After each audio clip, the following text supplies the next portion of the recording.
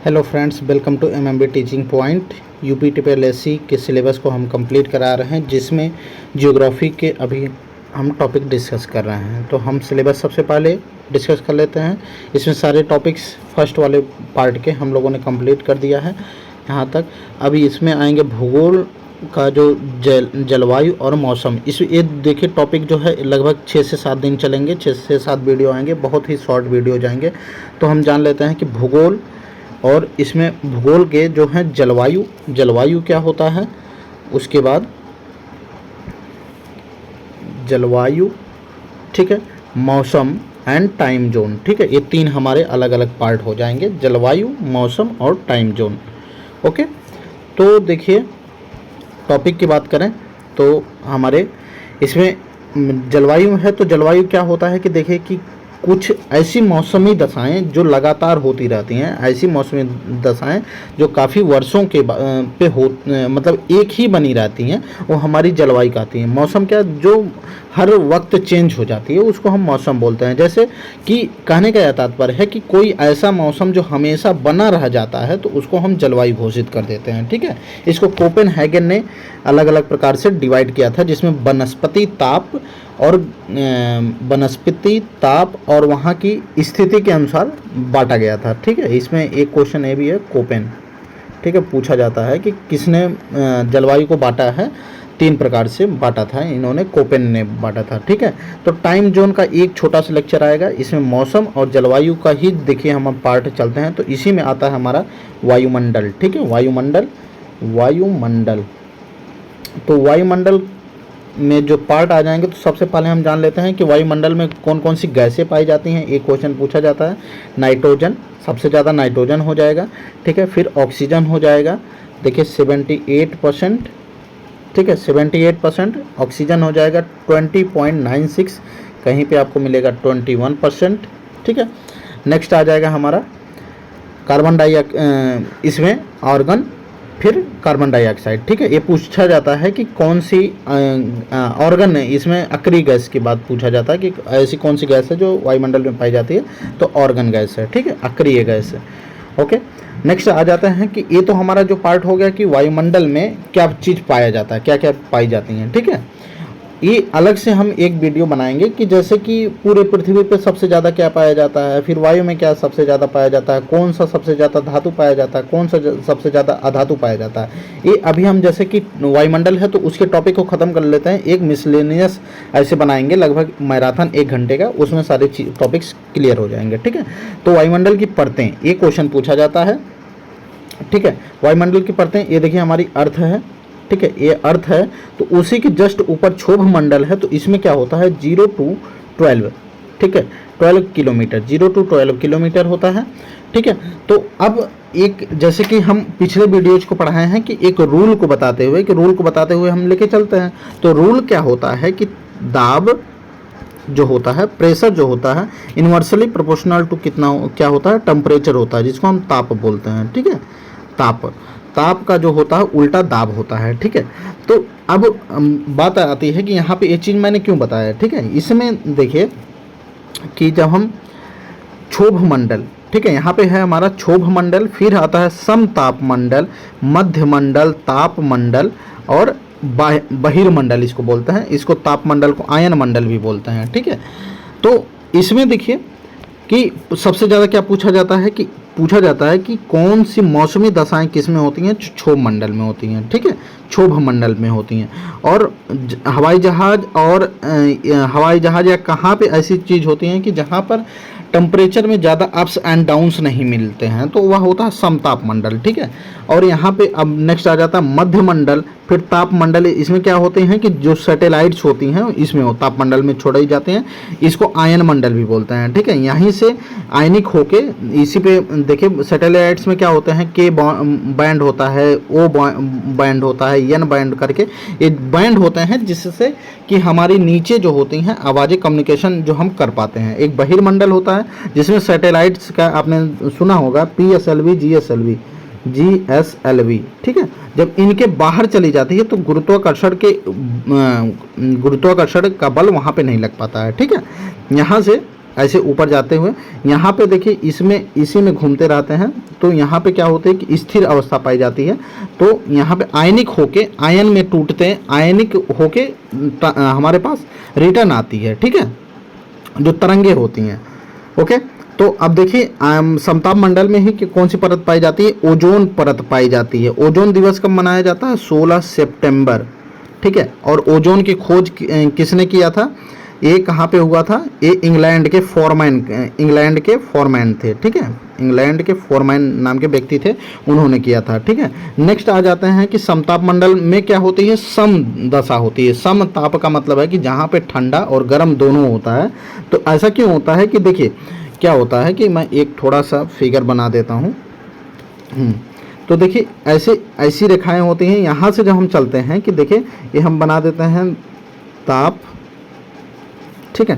तो यहाँ से जैसे ही हम ऊपर जाते हैं तो क्या देखिए ताप में कमी आती है, ठीक है, ताप में कमी आती है। मतलब कि ये दाब जो है, दाब तापन दाब का हमने बना दिया, ठीक है, यहाँ से कमी आती जा रही है, ठीक है। और इसके बाद फिर क्या होता है कि समताप में जाते हैं तो एक बार बढ़ता है, फिर इसके बाद घटने लगता है।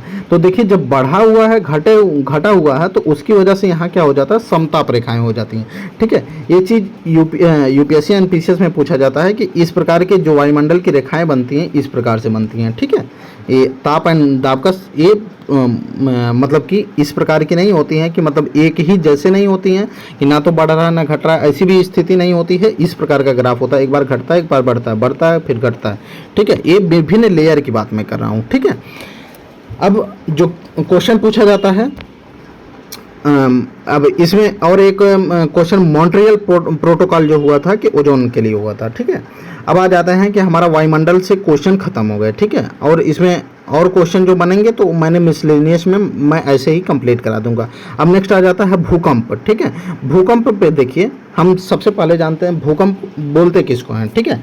तो देखिए हमारे ये पूरी अर्थ है, ठीक है, अर्थ है। तो उस पर जो 1 मिनट, हाँ देखिए ये अर्थ है, ठीक है, अर्थ है, ऐसे अर्थ है। तो इस पे विभिन्न प्रकार के लेयर्स लगे हैं जिनको हम बोलते हैं प्लेट्स बोलते हैं। तो जो 7 प्लेट हैं वो बड़ी हैं, ठीक है। ऐसे आप अपने हाथ में 2 पेपर लेके ऐसे बगल में अगर टच करेंगे, ठीक है, किनारे किनारे से टच करेंगे तो पता चलेगा कि इन पे जो प्लेट्स ये हमेशा पिघलती रहती हैं, ठीक है। पिघलते नहीं कि इन द सेंस कि मतलब कि इस पर तैरती रहती हैं, ठीक है। ऐसे करके है तो तैरती रहती हैं, ऐसे ऐसे हैं तैरती रहती हैं, ठीक है। तो उनमें कन्वर्जिंग एंड डाइवर्जिंग होता रहता है। कन्वर्जिंग और डाइवर्जिंग का मतलब क्या हुआ?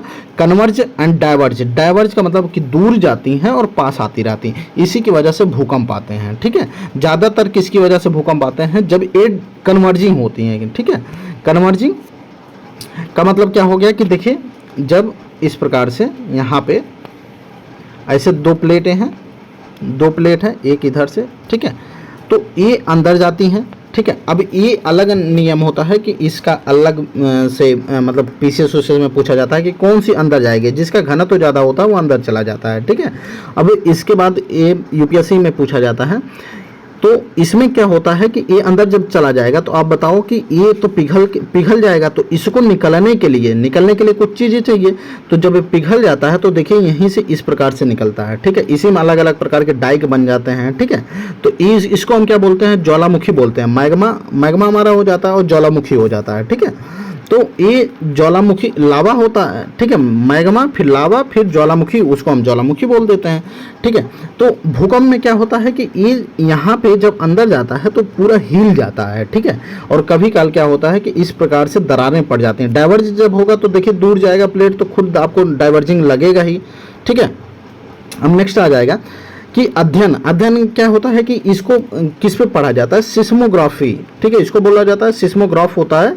ऐसे करके अध्ययन किया जाता है कि कितना इसकी इंटेंसिटी रही, तो उसको हम बोलते हैं सिस्मोग्राफी, ठीक है। अब नेक्स्ट आ जाते हैं कि प्रकार कितने प्रकार का होता है। तो देखिए PSL, इसका आ जाएंगे नेक्स्ट टाइप में हम PSL, ठीक है। प्रकार जो होता है PSL जिसको हम बोलते हैं प्राइमरी, सेकेंडरी एंड लवडब। इसका इनके जो खोज किया था उन्होंने लवडब नाम के व्यक्ति थे, उन्होंने इसका खोज किया था, ठीक है। तो अब आइए तो इसमें देख लेते हैं कि प्राइमरी में क्या है कि ऐसे आप सोचिए कि आप नॉर्मली, ठीक है। नॉर्मली अगर हिल रहे हैं, बहुत तेज़ी से हिल रहे हैं, तो आपके बॉडी में बहुत ज़्यादा चेंजेस नहीं आएंगे। लेकिन आप ज़्यादा एरिया घुमा के हिलेंगे, मतलब कि जितना ऐसे कुर्सी पे बैठे हैं थोड़ा थोड़ा हिल रहे हैं लेकिन बहुत तेज़ी से हिल रहे हैं, तो क्या आपको ज़्यादा नुकसान पहुंचेगा?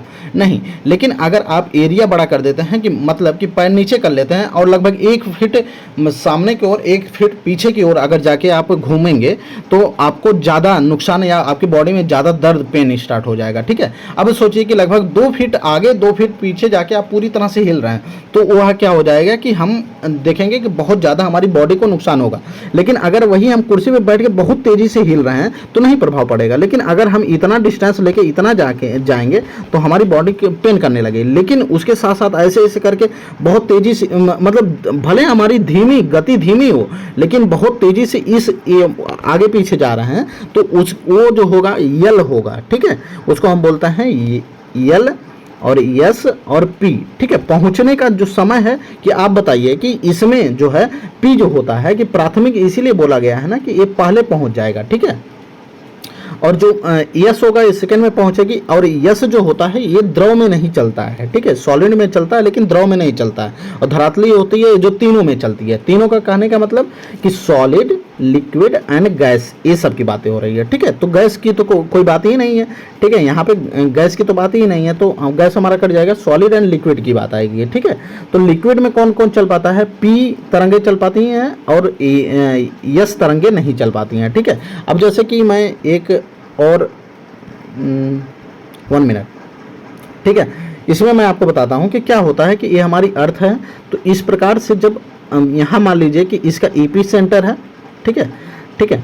तो यहाँ से अगर यहाँ से निकला तो इस प्रकार से जाती हैं, ठीक है। पी तरंगे इस प्रकार से चली जाती हैं, लेकिन यस तरंगे लेट यहाँ से चली है तो यहीं पे रुक जाती है। यहाँ अगर लिक्विड आ जाता है तो यहाँ पे रुक जाती है, ठीक है। इसीलिए देखेंगे कि जो पी तरंगे होती हैं ये ज़्यादातर आती हैं, बहुत ज़्यादा भूकंप ज़्यादा मतलब भूकंप ज़्यादा आते हैं, तो उसमें छोटे छोटे भूकंप होते हैं। बड़े भूकंप आ जाएंगे तो ज़्यादा प्रॉब्लम आएगी, ठीक है। तो आज का जो हमारा टॉपिक था वायुमंडल था और भूकंप था। अब नेक्स्ट टॉपिक हमारा ज्वालामुखी और वायुमंडल के जलवायु, मौसम, समीर, ये सब चीज़ें हम कंप्लीट करेंगे। आई होप आपको अच्छे से समझ में आया होगा। जय हिंद।